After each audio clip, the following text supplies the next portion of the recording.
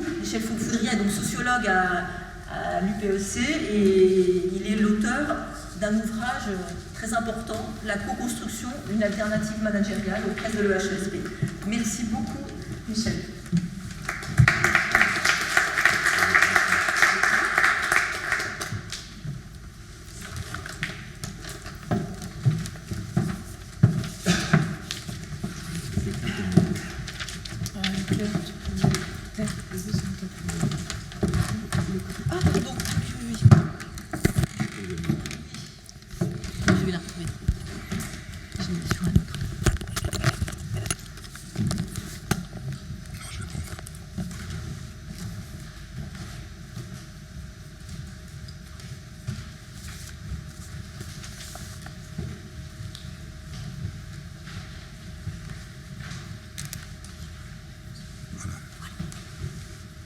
Bonjour à tous et à toutes.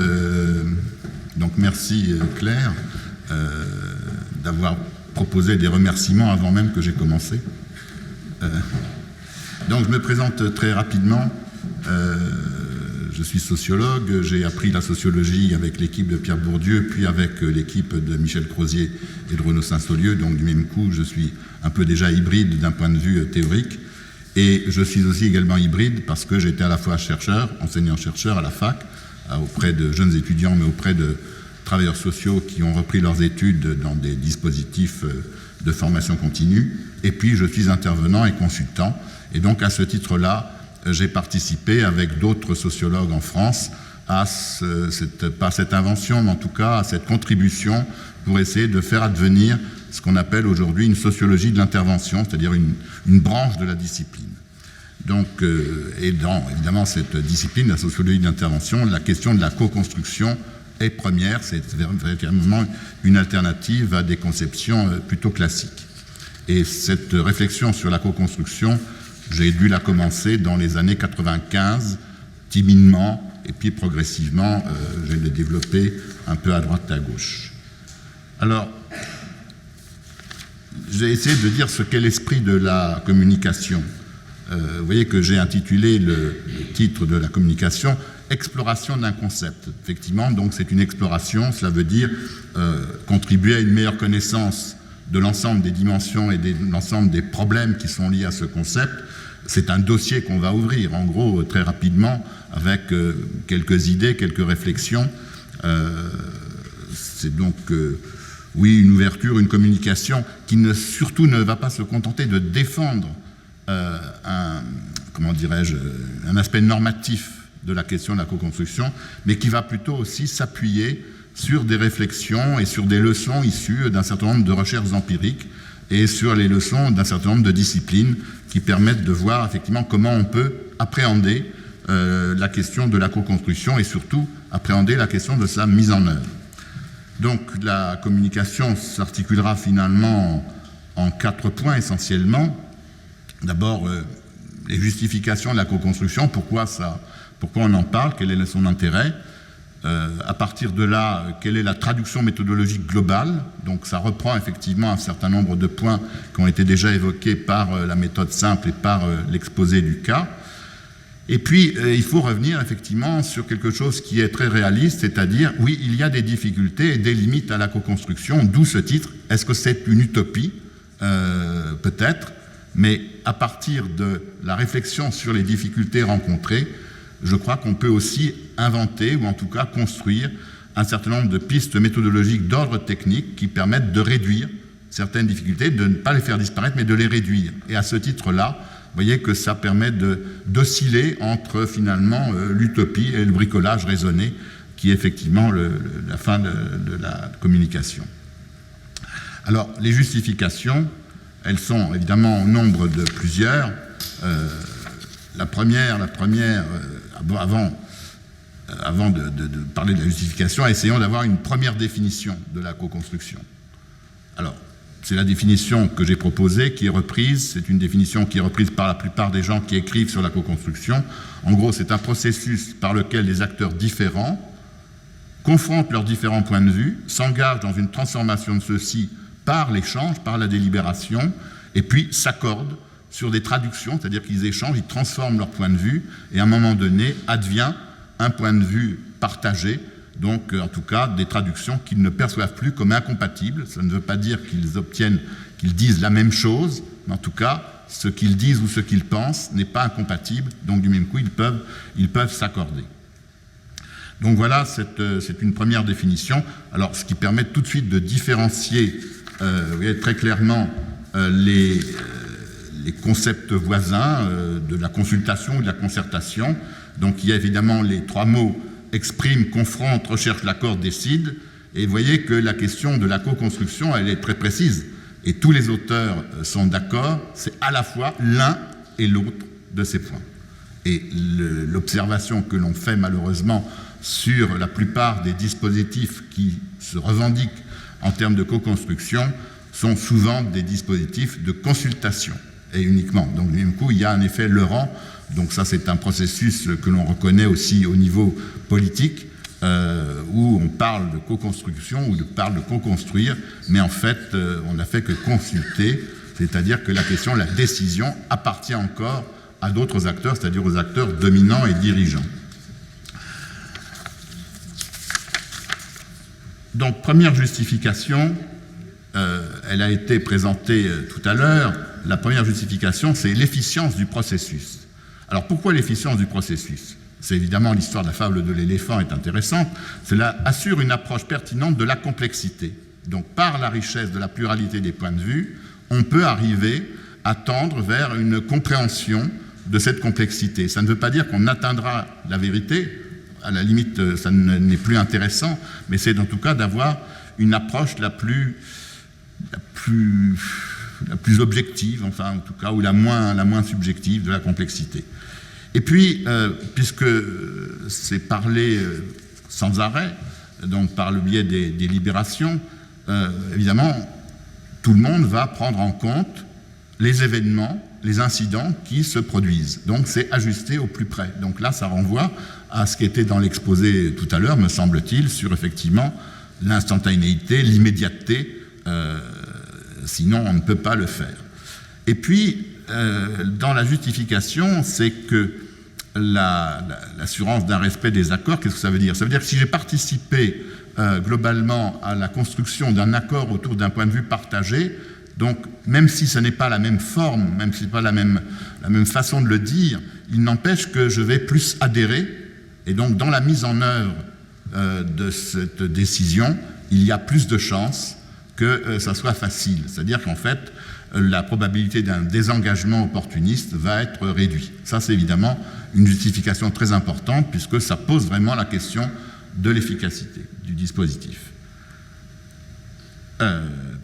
L'autre justification, c'est la co-construction permet de produire des savoirs inédits. Effectivement, la confrontation des points de vue, la prise en compte de la multitude des points de vue va effectivement permettre de construire des savoirs inédits. Alors là, on est dans le monde de la recherche dite collaborative, c'est typique, donc, et aujourd'hui, ça s'est de plus en plus développé.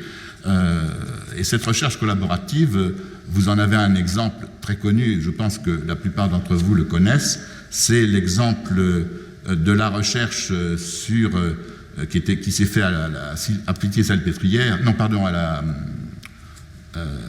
avec Montagnier, donc c'est à l'Institut Pasteur, avec les sidéens et les malades du sida. Et donc il y a eu une recherche collaborative dans les années 94-95, justement pour essayer de voir comment les traitements devaient intégrer aussi la préoccupation des malades, c'est-à-dire le confort de vie. Et donc du même coup, cela veut dire que les médecins, les chercheurs ont entendu effectivement un certain nombre de points de vue et ils ont intégré dans les protocoles de recherche d'autres pistes. Donc ça a donné lieu évidemment à beaucoup d'articles dans les années qui ont suivi. Donc voilà un exemple. Il y a aujourd'hui beaucoup de recherches collaboratives qui se font. Le troisième domaine de justification, c'est que écouter les points de vue des uns et des autres et écouter les points de vue autour des événements contingents, eh bien, il y a un affinement de la compréhension de ce qu'il se passe, c'est-à-dire qu'en gros, il y a une sensibilisation aux signaux faibles. Alors les signaux faibles, c'est important parce que seuls, on a tous les biais cognitifs qui fait qu'on ne les retient pas forcément, mais en même temps, ils sont anticipateurs de phénomènes qui peuvent s'aggraver. Donc cela rend les acteurs sensibles à ces signaux faibles qui permettent évidemment d'identifier de nouvelles problématiques qui sont émergentes et donc de commencer à les traiter à nouveau dans les temps. Donc voilà trois grandes justifications qui sont reprises par la plupart. Alors vous voyez bien que ça concerne des dispositifs de co-construction qui ne sont pas tout à fait les mêmes. Là j'essaie de rassembler l'ensemble des justifications possibles. Alors, maintenant, passons à la traduction méthodologique. Alors, revenons, si vous voulez, sur la définition. Donc, je complète la définition qui était proposée, donc processus visant à ce que tous les acteurs d'un système d'action, ou au moins un maximum d'entre eux, expriment et confrontent les points de vue qu'ils ont sur un fonctionnement organisationnel, sur leur représentation de l'avenir d'un territoire, sur une innovation technique ou une problématique de connaissance ou tout projet. Donc c'est plutôt assez général. Ensuite, s'engage dans un processus d'intercompréhension, j'ai exprimé. Après, il faut qu'on se comprenne les uns les autres. Et cette intercompréhension, évidemment, suppose de l'échange, des questions, des réponses, des allers-retours. Et l'idée, c'est que de ces échanges va naître une convergence, c'est-à-dire vers un rapprochement d'un certain nombre de points de vue pour avoir cette traduction que je disais non incompatible. Et donc c'est le dernier point, trouve un accord sur des traductions de leur point de vue qu'ils ne jugeraient pas incompatibles entre elles pour arrêter l'accord, le compromis sur un objet matériel. Alors ça peut être une innovation technique, ça peut être un nouveau produit industriel ou un nouveau projet immatériel, un projet immatériel. Voilà cette définition. Alors partons de cette définition-là, essayons de comprendre quels sont tous les problèmes et quels sont tous les processus que l'on va rencontrer. Donc, ça veut dire déconstruisons la définition. Alors, pour moi, déconstruire cette définition, c'est identifier les questions-problèmes que posent les différents éléments qui constituent cette définition. Alors, voilà ce que ça donne. Regardons voir le schéma. Donc, des acteurs différents. Des acteurs, alors c'est qui les acteurs ? C'est qui les acteurs ? Et donc vous voyez que c'est pas si simple que ça. Est-ce que j'intègre les services financiers ou pas ? Donc qui décide d'intégrer ceci ou pas ? Est-ce que je peux, moi, penser qu'ils sont importants d'être dans le groupe, dans cet ensemble ? C'est pas pour autant qu'ils vont venir. Donc du même coup, ça va poser un problème. Je les identifie, mais il y aura l'autre problème. Est-ce qu'ils vont s'enrôler et s'engager ? Donc c'est toute la question de l'engagement de ces acteurs. Donc qui ? Donc c'est déjà un premier problème. Et puis alors, confronte, s'engage, s'accorde, mais où est-ce que ça se passe, ça ? Où est-ce que ça se passe ? Donc il faut bien un lieu, il faut bien un espace, et donc du même coup, il faut un temps précis, un espace dédié. Alors, moi et d'autres, on appelle ça des espaces dialogiques, c'est-à-dire des espaces où le dialogue, les échanges sont très importants. Et donc, ce sont des espaces qui vont s'inscrire dans le temps. Ça n'est pas 2 heures qui vont suffire pour arriver à exprimer, se comprendre et puis trouver un accord. Donc, c'est évidemment construire un dispositif avec cet espace dédié. Alors après, à nouveau, confronte, s'engage, s'accorde. Ben, comment ça se passe ? Comment on fait ? Donc on voit bien que là, on a besoin d'un certain nombre de règles, on a besoin de facilitation technique, de facilitation. Est-ce qu'il faut un facilitateur, d'ailleurs, c'est-à-dire quelqu'un d'extérieur qui va permettre de faciliter l'expression, de faciliter la convergence ? Vous voyez que ça pose tous ces problèmes. Donc voilà, en fait, voilà ce qu'on peut dire. Donc du même coup, à partir de là, le premier des problèmes, c'est d'instaurer le dispositif. Alors, d'instaurer le dispositif, vous voyez que on pourrait dire qu'il y a 3 conditions dans l'instauration du dispositif. Il y a des conditions de participation, c'est-à-dire qu'il faut permettre l'engagement de tous les acteurs concernés. Mais c'est permettre l'engagement. C'est pas parce que je pense que ces acteurs-là sont nécessaires pour cet espace dialogique qu'ils y seront. Il y a des acteurs qui peuvent penser qu'ils n'ont aucun intérêt à être dedans. Donc, comment vont-ils avoir cet intérêt ? Comment peut-on penser l'engagement ? Donc, des conditions de participation. Le deuxième point, c'est les conditions d'argumentation, c'est de permettre à chacun de pouvoir argumenter, de pouvoir construire son argumentation, de pouvoir l'affronter aux autres. Alors vous voyez que c'est pas simple déjà d'argumenter, c'est pas simple de se confronter dans des conflits d'argumentation. Et puis, troisième point, les conditions de délibération, c'est permettre à chaque acteur de s'engager dans un processus délibératif qui suppose effectivement ou qui appelle le lâcher-prise, c'est-à-dire qui appelle l'acceptation de la transformation du point de vue initial que l'on défend. Or, ceci, là encore, ne va pas de soi. Donc, après, vous voyez bien que j'ai tous les problèmes, je ne vais évidemment pas tous les citer, pas tous les passer en revue, mais on a l'enrôlement des acteurs, je viens d'en parler, la facilitation de l'expression des points de vue, la formalisation des réflexions, faut-il qu'il y ait des écrits ou pas, faut-il qu'il y ait des textes, des écrits martyrs, faut-il que ces écrits nous permettent de faire des allers-retours entre des temps différenciés. Donc vous voyez qu'on a tous ces problèmes et jusqu'à la fin qui est la convergence et puis la question de la décision. Donc c'est au moins 7 problèmes sur lesquels effectivement il faut réfléchir et sur lesquels il faut trouver effectivement un certain nombre de règles, en tout cas un certain nombre de conditions nécessaires. Mais les conditions nécessaires, ça veut dire pas suffisantes. Autrement dit, je ne saurais pas si je parviendrai à co-construire réellement. Mais je sais qu'il y a, derrière ces dispositifs-là, il y a un certain nombre de conditions à créer. Alors, troisième point, difficulté et limite de la co-construction. Donc la co-construction, est-ce que c'est une utopie? Alors pourquoi poser cette question-là? Pourquoi poser cette question-là? Parce que si je reviens sur la définition que je posais,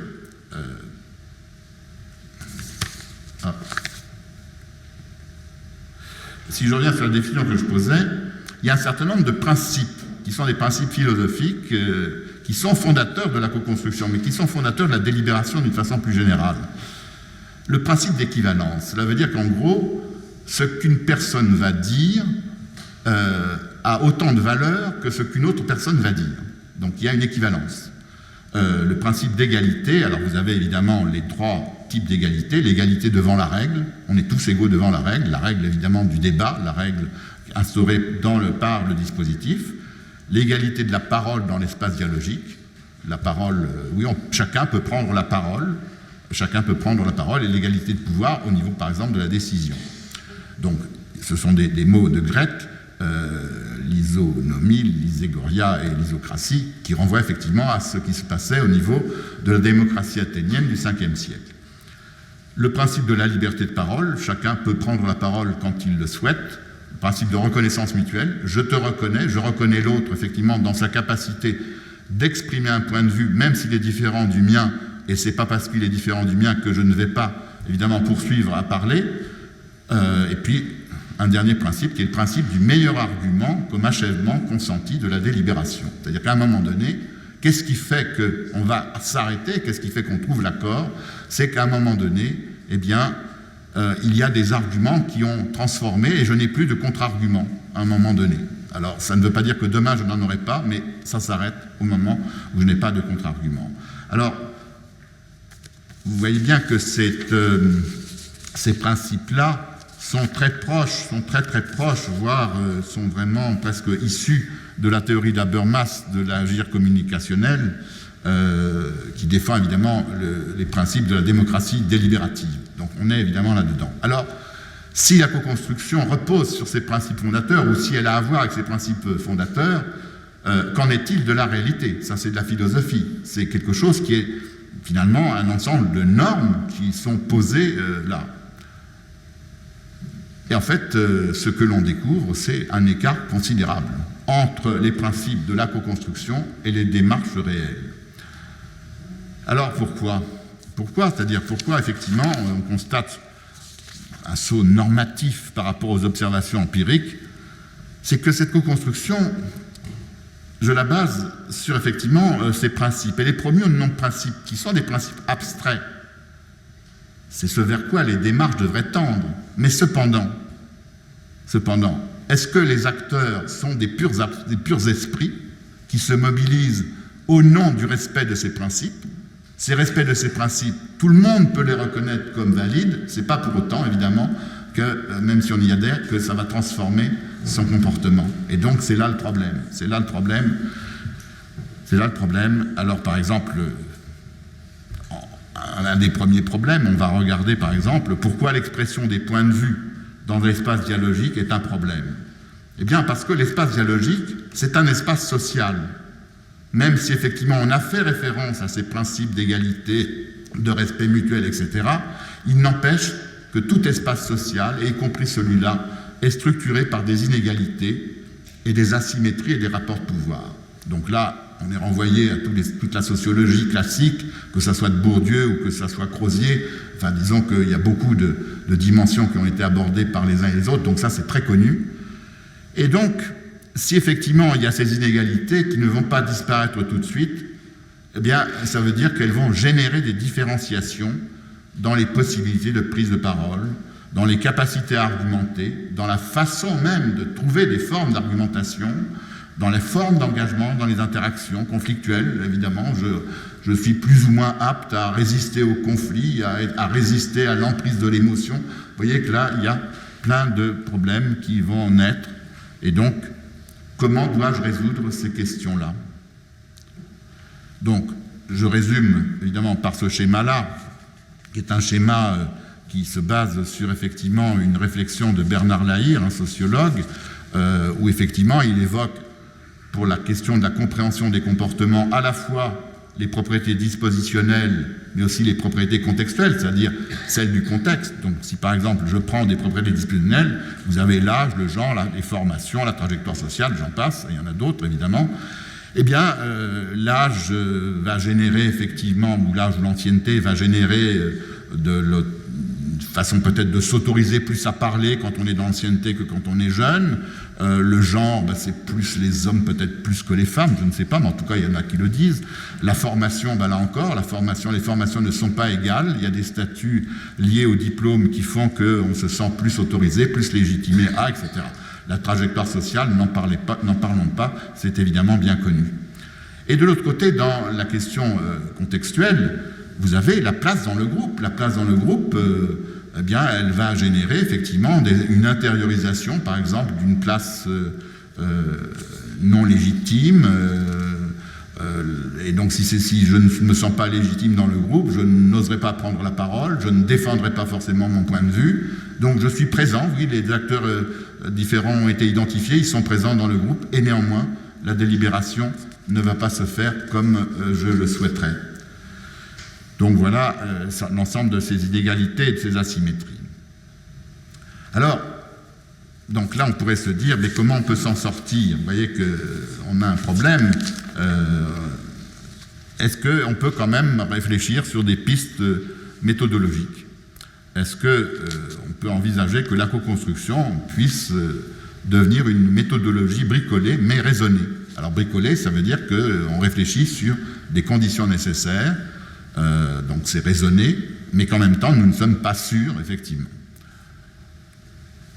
Alors, il faut reprendre à nouveau les types de conséquences des inégalités et des asymétries au niveau, par exemple, du processus de recherche de convergence. Prenons celui-là. Donc, j'ai pris effectivement un certain nombre qui sont des différences dans la capacité à réagir face aux situations ambiguës ou incertaines, aux situations conflictuelles, aux situations à fort potentiel émotionnel, aux situations inattendues, improvisées. Les différences dans la capacité à coopérer, à faire confiance, enfin, tout ça, c'est pas égal, c'est pas réparti de façon équitable. Donc, je passe, il y en a encore d'autres, hein, capacité d'adaptation, capacité de créativité, à trouver des solutions originales, etc. Cela veut dire que sur chacun de ces points, je devrais trouver des pistes méthodologiques, des règles, des conditions, des techniques, alors qui peuvent être héritées de l'intelligence artificielle, de plein de choses, effectivement. Donc là, on va faire appel à la psychosociologie, on va faire appel à plein de choses diverses et variées, et nous pouvons effectivement envisager deux types d'actions. Alors, je disais, ce qui différencie nos capacités, c'est les propriétés contextuelles et les propriétés dispositionnelles. Les dispositions, ce sont ce qui sont les héritages. Donc c'est évidemment héritage, c'est les habitus, les schémas cognitifs, les attitudes, donc ça c'est évidemment des choses qui ne se transforment pas si facilement, et néanmoins on peut agir dessus. Alors agir dessus, ça veut dire qu'on peut essayer de penser qu'on va construire un certain nombre d'exercices qui vont modifier la personne. Donc ça peut, la plupart du temps, des mises en situation ludiques individuelles, en petits groupes ou en grands groupes, ce sont des petits exercices qui visent à modifier un certain nombre de consciences des individus et de certaines de leurs attitudes. Ça, on peut le faire, mais c'est très long, c'est très très long, c'est très aléatoire. Par contre, ce que l'on peut faire, sans doute de plus pragmatique et de plus simple, condition nécessaire, c'est d'agir sur les propriétés du dispositif. C'est-à-dire d'agir sur la définition des règles de la réflexivité au sein de l'espace dialogique. Et pourquoi ?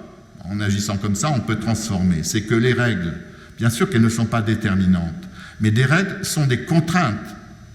Sont des contraintes qui suppriment, ou en tout cas qui réduisent beaucoup, certaines possibilités de comportement. Parce que si je ne respecte pas les contraintes qui sont celles des règles, eh bien je risque d'être stigmatisé dans le groupe. Donc c'est pour cette raison qu'un certain nombre de propositions de règles vont permettre de réorienter les comportements, en tout cas de diminuer certains des comportements.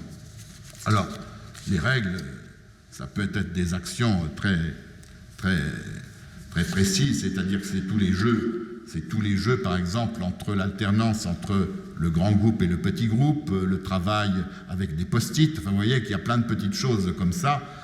Si par exemple je veux réduire les inégalités de compétences à parler ou de compétences à s'exprimer, je peux travailler en duo, en binôme ou en petit groupe, donc je protège les gens de cette façon-là, et à ce moment-là, ils vont effectivement pouvoir s'exprimer, donc je leur donne un temps dédié à cela, où ils vont exprimer. Après, on fait des grands groupes, enfin, vous voyez, c'est des alternances plutôt classiques, mais qui vont permettre, malgré tout, à des personnes plus faibles dans le groupe, faibles en capacité, de pouvoir surmonter cette faiblesse momentanément. Donc ça veut dire que c'est une vigilance de tous les instants pour construire une méthodologie en permanence avec un certain nombre de propositions de ce type-là. Sur la question de l'enrôlement des acteurs, qui est effectivement la première question, c'est est-ce qu'ils vont s'enrôler ? Eh bien, c'est la chose la plus difficile. Eh bien, la question de l'enrôlement suppose d'avoir construit avec eux, ou sans eux, mais d'avoir construit une question englobante, une question qui va les enrôler. Alors, je cite toujours, effectivement, pour cette approche-là, une expérience, en tout cas une recherche collaborative qui a été menée par Calon et Latour dans les années 70-75, c'est la question des coquilles Saint-Jacques, de la baie de Saint-Brieuc.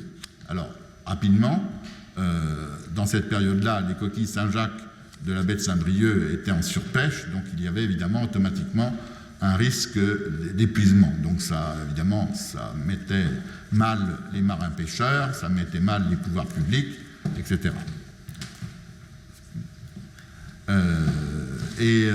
Ça mettait mal les pouvoirs publics. Et au moment même où il y avait cette inquiétude, il y avait des chercheurs à l'université de Brest qui travaillaient en collaboration avec des chercheurs japonais sur la reproduction des coquilles Saint-Jacques, parce que les Japonais élèvent des coquilles Saint-Jacques. Et donc, du même coup, pourquoi on ne procéderait pas à l'élevage des coquilles Saint-Jacques dans la baie de Saint-Brieuc ? Et donc, la question, à un moment donné, qui s'est formulée, c'est comment se reproduisent les coquilles Saint-Jacques dans la baie de Saint-Brieuc ? Et vous voyez que c'était une question toute simple, et comment aider la reproduction des coquilles Saint-Jacques ? Et tout le monde était d'accord à ce moment-là. Les marins-pêcheurs, ils pensaient que c'était très important, parce que sinon, c'était l'interdiction de la pêche, etc. Donc, ils se sont enrôlés là-dedans. Donc, il faut trouver, évidemment, il faut être assez créatif pour cela. Donc, la conclusion, elle est simple, vous voyez, renoncement à une vision idéalisée de la co-construction, mais ça ne veut pas pour autant dire qu'il ne faut pas croire que la co-construction ne va pas apporter quelque chose de supplémentaire. Donc, considération générale, c'est un processus complexe, aléatoire, contingent. Son aboutissement, c'est inconstruit, c'est-à-dire que s'il est créé par l'ensemble des acteurs de ce groupe, il ne peut pas être défini a priori, Et donc, vous voyez qu'à ce moment-là, je proposerais presque une définition qui est simple. La co-construction est un processus finalisé, je veux une fin, mais en fait, il n'y a pas de fin explicite définie a priori. Quelque chose va s'inventer. Personne ne peut le définir a priori. Et pour terminer, je vais vous présenter une représentation possible de la co-construction qui est en décalage par rapport au premier PowerPoint que vous avez dû voir avec l'emboîtement du puzzle. Voilà ce que c'est que la co-construction. C'est un plat de nouilles. Donc, il y a des idées différentes. Vous voyez, il y a du vert, du rouge, du bleu. Au départ, c'est assez complexe. Il y a, la délibération. Et puis, là, ça se passe relativement bien parce qu'il y a une convergence. Mais ça peut ne pas être tout à fait comme ça. Mais en tout cas, l'esprit de la co-construction, c'est plutôt cette image-là. Évidemment, ce n'est pas une belle image, mais c'est certainement plus réaliste. Je vous remercie.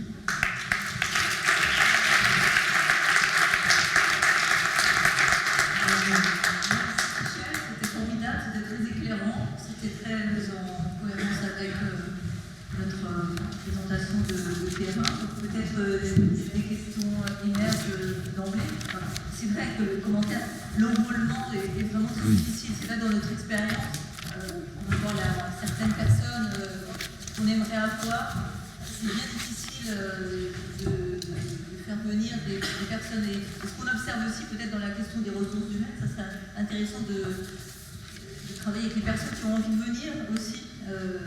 C'est peut-être plus facile que d'enrôler des personnes qui ne veulent pas venir. Mais vous aviez une question. Vous avez une question enrôlante aussi, quand même. Tout à l'heure, quand vous avez parlé du cas, vous disiez comment concilier finalement à la fois les valeurs du soin et les contraintes économiques. Et vous aviez effectivement une formule, c'est comment concilier ou comment allier l'efficacité et la durabilité, par exemple. Ce sont peut-être de telles questions qui sont des questions enrôlantes, parce qu'elles peuvent être partagées.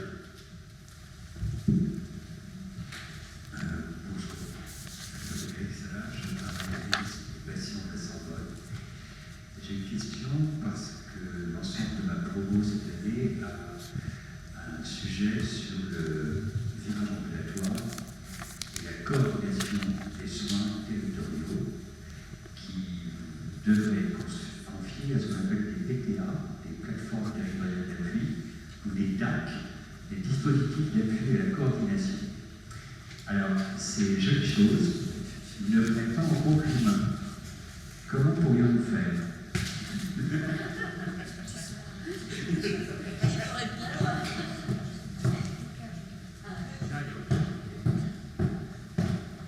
ne sais pas si vous avez juste quelques réflexions comme ça. On voit dans l'exposé de Michel qu'il y a énormément de paradoxes et de retournements dans la co-construction qui est à la fois tellement complexe que c'est peut-être utopique, mais en même temps qui peut être parfaitement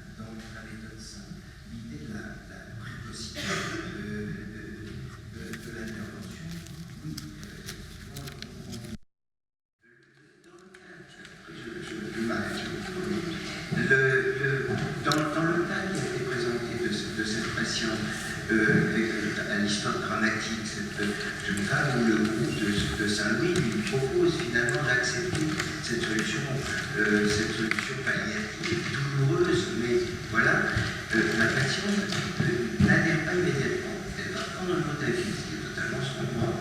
On peut dire qu'elle n'a pas été convaincue, mais c'est surtout que manifestement, les autres équipes, que ce soit celle de Bicêtre ou celle d'Ambroise-Paré, n'ont pas non plus considéré qu'il y a pu avoir une réflexion par les équipes de Saint-Louis. Ils se sont dit, bon, ils ne sont pas faits, ils ont rejeté, donc ils limitaient encore la chance de pouvoir convaincre la patiente pour lui disait quelque chose de douloureux, mais quand même, qui pouvait être de son intérêt bien compris. Et je termine sur un élément pratique qui fait partie de la méthode simple aussi, qui est de ce travail est d'une telle richesse aussi. Quand le groupe se réunit et travaille comme ça vous a été illustré rapidement, mais dans ces présentations, il est très important, ça aussi je n'invente pas, d'en garder une trace écrite,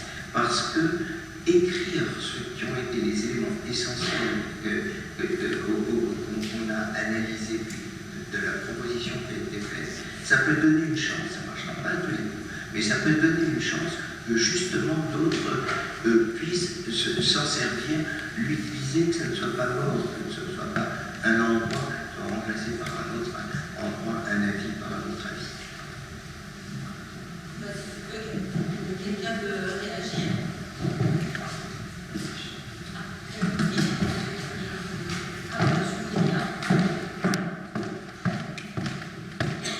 Moi, je suis tout à fait enthousiaste. Brigitte Leblanc-Lemoine, néphrologue, conseiller médical de France 1. Je suis toujours très enthousiaste de cette méthode et moi, je voudrais insister sur le fait qu'il faut mélanger le général et le particulier. Dans le général, par exemple, la question que je me pose, c'est pourquoi est-ce que dans la cooptation, on n'arrive pas encore à avoir la direction générale de la paix de façon à avoir justement cette construction de quelque chose qui permettrait que tous les établissements de l'assistance publique, au moins, aient une position commune par rapport à ce genre de malade. De l'autre côté, il y a ce qui concerne le plus fin, quand M. parlait des DAC et je ne sais pas quoi, là, on voit bien que, ayant fait pas mal de planification sanitaire, on voit bien que les grosses machines, bon, c'est peut-être utile à un moment, mais ce qu'il faut pour ce genre d'activité, c'est une personne qui vraiment fasse la coordination. Et on voit bien que dans certains établissements privés qui, du fait de leur fonctionnement plus autonome, ont pu installer une coordination faite par quelqu'un, on voit que ça marche parce qu'à ce moment-là, les relations sont interpersonnelles et ça fonctionne. Alors que quand c'est une machine où les gens sont là, pas là, concernés, pas concernés, on voit qu'on met beaucoup d'énergie, beaucoup d'argent et que ça ne sert pas forcément à grand chose. C'est la question des interfaces, c'est vrai que plus on multiplie les interfaces, plus c'est compliqué, et c'est vrai que la proposition, c'est l'intégration. Oui, Michel. Oui, j'aurais envie de répondre sur plein de points, en tout cas. Donc, sur le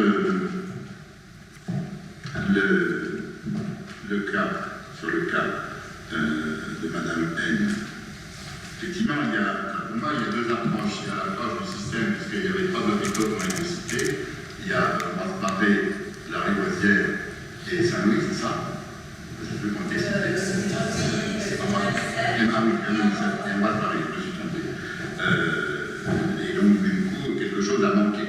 Du coup, on est bien dans un système qui a manqué, c'est-à-dire qu'il aurait fallu effectivement avoir un travail de co-construction au niveau global de l'ensemble des hôpitaux. Et c'est vrai que ça suppose l'enrôlement d'un certain nombre de directeurs, qui n'est pas le cas. Donc il y a ce problème-là, qui pose la question de la limite. Donc il faudrait réfléchir sur par quel biais ou par quel type d'expérience, quel type de concrétisation d'expérience les directeurs pourraient être sensibilisés. Et puis il y a Madame N. Alors moi, je ne sais pas, j'ai entendu, j'ai écouté très attentivement votre exposé, et je me suis dit, mais finalement, cette personne n'a pas participé à la co-construction de son diagnostic. Elle a été informée. Et que donc, du même coup, l'information a été peut-être un choc, ce qui fait qu'elle n'a pas eu le temps de l'expérimenter, de l'apprendre, enfin de faire avec quelque chose. Donc moi, je me dirais que c'est tout le problème du rapport des patients et des dispositifs, comment ils s'intègrent ou pas. Et donc la question de la médecine d'aujourd'hui pose ce point de vue-là. Enfin, voilà, ça c'est un... C'est vrai qu'on pense qu'on l'a appris de la meilleure façon, c'est-à-dire déjà avec du parole en général. C'est pas une critique, hein, c'est pas une critique, c'est effectivement une remarque. Mais vous avez raison, il y a la temporalité qui est vraiment, parce qu'on vient avec un espoir, et c'est pas une session comme ça que, même si l'information elle est parfaite, on va...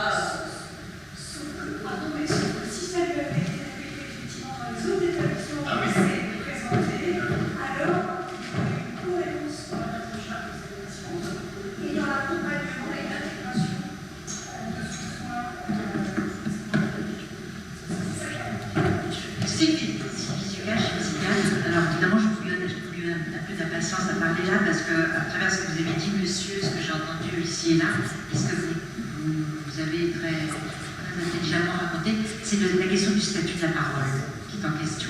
Et autant qu'on s'est dicté par ce que j'appelle, parce que je ne suis pas la seule à appeler, la novlangue administrative, ça n'a aucun sens, ça fait plaisir à tout le monde, autant à partir du moment où ça vient du terrain, il y a quelque chose qui va d'ailleurs être limite de la méthode, c'est-à-dire qu'il faut à chaque fois qu'il y ait une claire ou quelque chose comme ça, qui fasse vivre la méthode. Ça peut s'appeler autrement, d'ailleurs ça a plus d'importance, mais il faut qu'il y ait cette incarnation et qui touche aussi à la question de la parole. Alors, ça va très loin, parce que dans ce que vous dites, moi ce que j'aime beaucoup, c'est finalement le petit bol de nouilles, là, à la fin, parce qu'il se passe toujours des choses dans ces réunions imprévues qui ont à voir avec ce qui de surcroît, ce qui n'était pas prévu. Ce qui est apparu pour moi, écoutez, ces deux confrontations de patients, celle-ci, celle que tu as évoquée tout à l'heure, et bien d'autres, c'est tout de même la question des tabous pour vous tous, qui est la question de la mort. Et donc, c'est tout de suite ce que vous avez reconnu, monsieur, en disant, mais comment elle est informée, alors chacun a ça. Mais c'est la question, finalement, qu'est-ce qu'on fait de la question de la mort?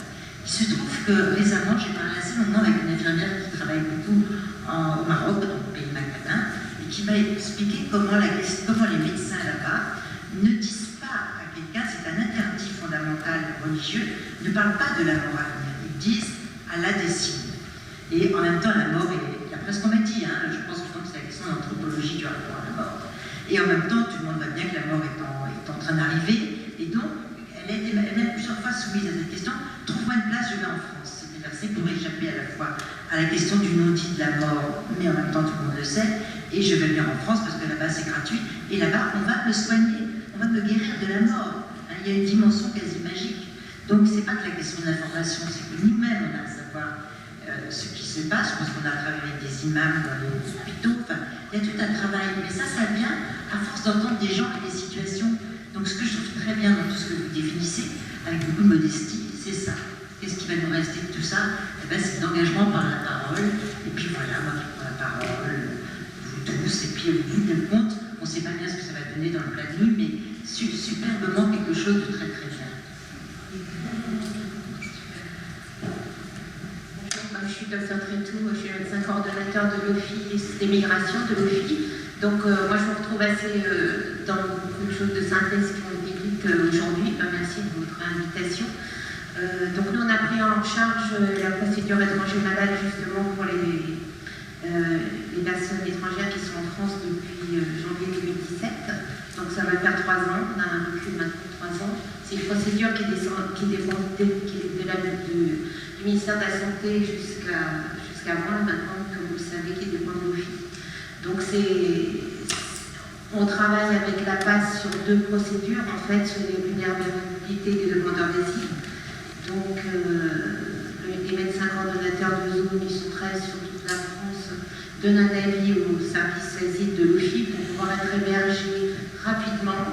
Donc, j'ai eu des dossiers, effectivement, de personnes qui sont sous dialyse, puisqu'il y avait un néphrologue qui était peu hébergé. Sachez que vous pouvez saisir, les médecins coordonnateurs de zone pour que ces personnes soient prioritairement hébergées.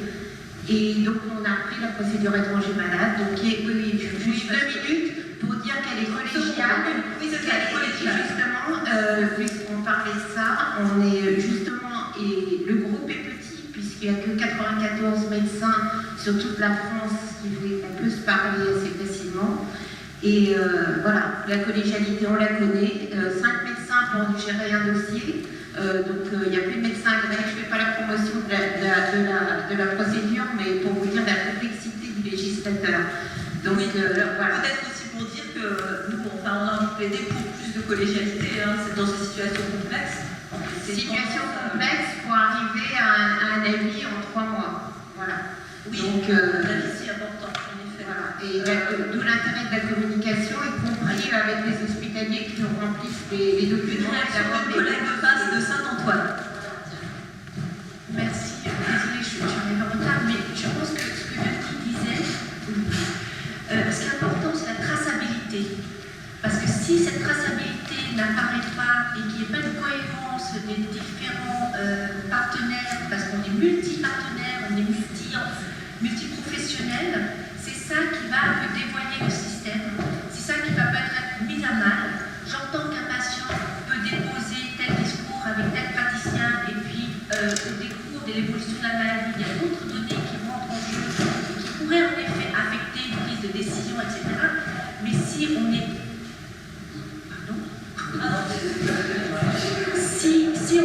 Si cette transmission d'informations sur les situations complexes n'est pas collégiale, ça peut en fait amener à des situations burlesques et mettre à mal les professionnels. Voilà, parce que ça, sur le terrain, je pense qu'on a tous été confrontés à ça. On a tous été confrontés avec des patients qui nous disent « Mais pourquoi vous me faites ça alors que là-bas, on propose ça ?» Voilà, ça met aussi en évidence de la souffrance des professionnels comme des patients. Je crois que la traçabilité est importante. Bien sûr, cette traçabilité, elle va être au travers d'un outil qui doit être visible, accessible, connu des différents professionnels. C'est ça aussi la difficulté dans les grands établissements de santé. Oui, bonjour, moi je suis pédopsychiatre et depuis que vous avez commencé votre exposé, je suis comme madame là à avoir un peu plié en interne parce que ça correspond à tellement de choses du développement de la co-construction et de ce que les enfants apprennent ou on a à leur apprendre, parce qu'il semble que ce ne soit pas si inné que ça, justement, à pouvoir prendre le point de vue de l'autre et rentrer dans cette communication à deux. Alors, ce qu'on m'a appris, nous, les pédopsychiatres, ce qui me paraissait important, c'est que ça peut se faire que dans un vrai climat de confiance. Et là, je pense que c'est une notion vraiment fondamentale, c'est qu'on ne peut co-construire alors que dans l'engagement, dans le respect, dans l'horizontalité, dans tout ce que vous avez cité. D'ailleurs, je vous remercie parce que je suis impressionnée par votre travail. C'est vraiment... voilà. Mais ça ne peut se faire que si tout le monde a confiance, s'il y a quelque chose sur lequel on peut s'appuyer. Et je pense qu'en ce moment, si on a tous des difficultés à l'hôpital, c'est entre autres parce que cette confiance de base qui remonte, alors le micro, le méso et le macro est très entamé, et que si, pour le coup, on pouvait collaborer avec nos directions qui seraient transparentes dans quelque chose dont on sait très bien que ça dépend des ministères, je pense qu'on pourrait beaucoup avancer. Alors, avant de laisser la parole à Philippe, juste peut-être présenter Sophie Vigneault, qui est avocate. Rejman Vigneault, qui est avocate et qui a coécrit un livre sur le voyage au cœur de la souffrance en lien avec un psychiatre.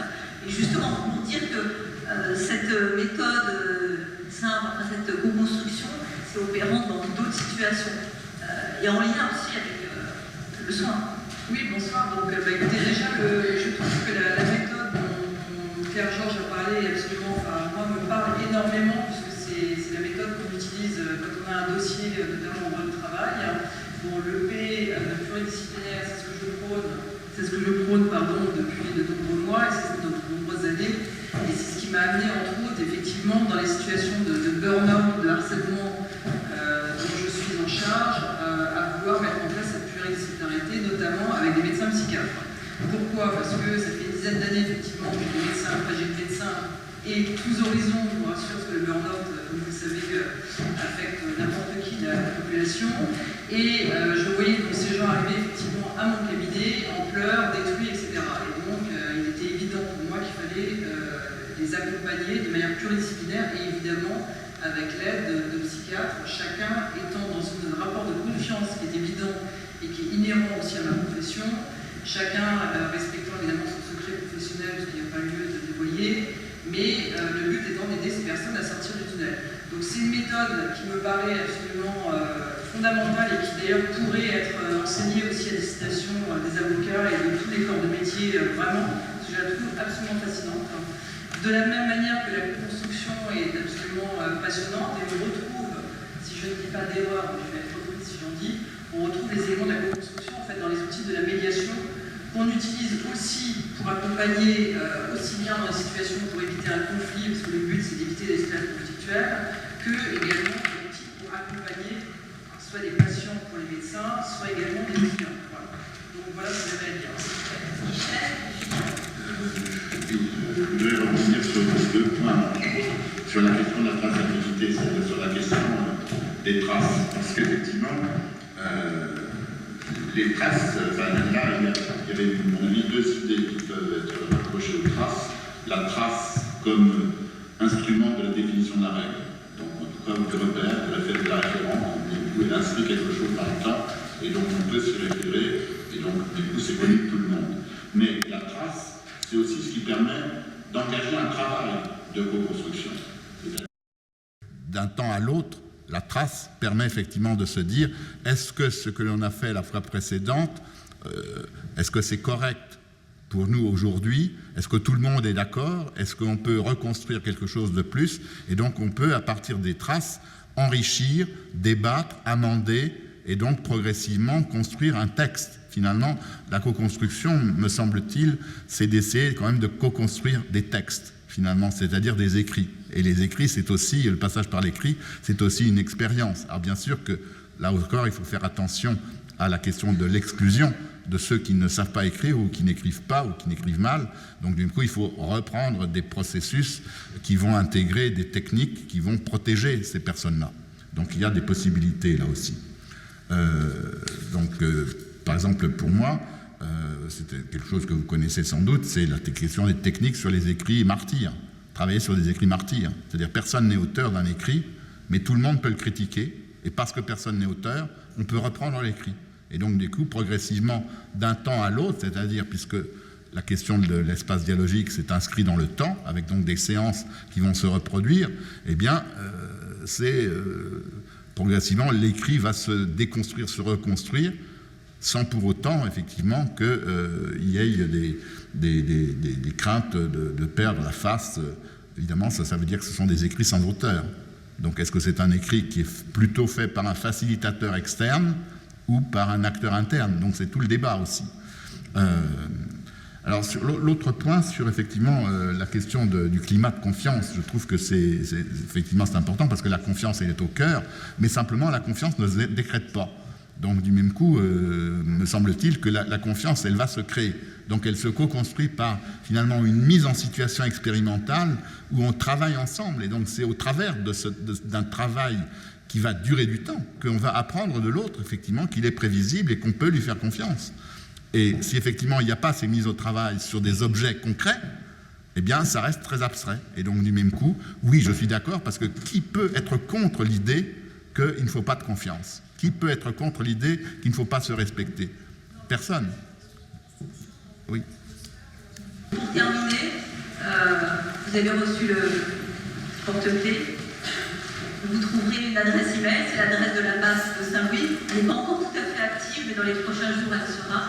Donc n'hésitez pas à nous contacter, à la diffuser. Si vous vous voulez contribuer à la réflexion, l'alimenter, poser des questions, suggérer des cas complexes.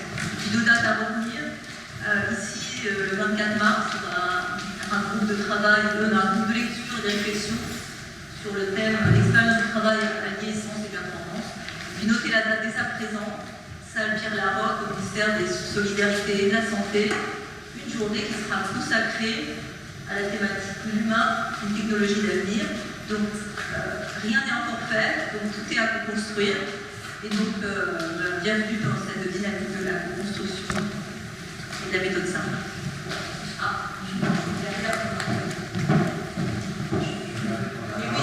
Je suis Maxime Delavoye, je suis quelqu'un de très proche de Michel. On a créé l'Institut de recherche de la co-construction l'année dernière. Je ne pense pas nécessairement prendre la parole, mais maintenant c'est officiel depuis lundi. Il y aura les premières journées nationales de la co-construction, donc à la Sorbonne, dans un grand amphi de 450 places. Et voilà, donc, moi je représente l'Université Paris-Est-Créteil aussi, le 27 mars, donc juste après les élections. Donc on sera justement dans un temps important où beaucoup de maires vont parler de la co-construction. Donc voilà, donc bientôt ça va être diffusé sur les réseaux. On a eu l'information la semaine dernière. Donc je ne vais pas pu m'empêcher de le dire. Merci beaucoup.